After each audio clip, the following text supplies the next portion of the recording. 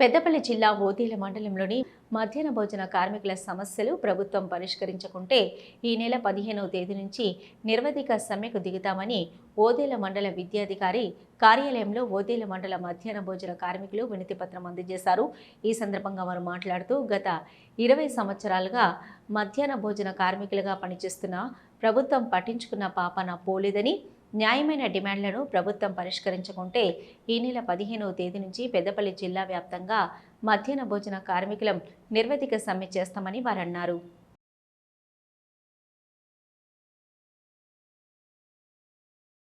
పెద్దపల్లి జిల్లా ఓదెల మండల విద్యాశాఖ అధికారి గారికి ఈరోజు మధ్యాహ్న భోజన కార్మికుల సమస్యపై సమ్మె నోటీస్ ఇవ్వడం జరుగుతుంది. జిల్లా విద్యాశాఖ అధికారి గారికి, కలెక్టర్ గారికి పోయిన నెల 31వ తేదీన సమ్మె నోటీస్ ఇచ్చినాం.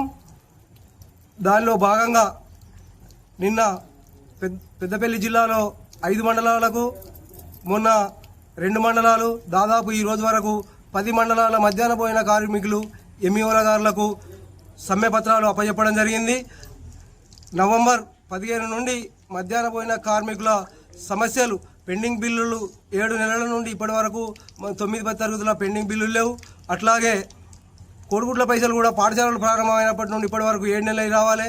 4 నెలల జీతాలు ఇవ్వకుండా రేపు మాపు అని ప్రభుత్వం మరి మధ్యాహ్న భోజన కార్మికులను విపరీతమైన ఇబ్బందులు పనిచేస్తుంది. మరి పండగ సందర్భంగా కూడా ఇయని పరిస్థితి.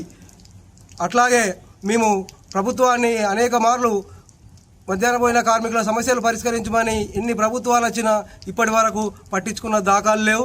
మధ్యాహ్న భోజన కార్మికులకు 12,000 రూపాయల జీతం ఇవ్వాలి. అలాగే నిత్యావసర వస్తువులు ఏవైతే ఉన్నాయో వాటిని ప్రభుత్వమే సరఫరా చేయాలంటున్నాం. మరి నిన్న మొన్న కలెక్టర్ గారు మధ్యాహ్న భోజన కార్మికులకు గ్యాస్ ఇవ్వడానికి మరి ముందస్తున్నట్టు తెలుస్తుంది.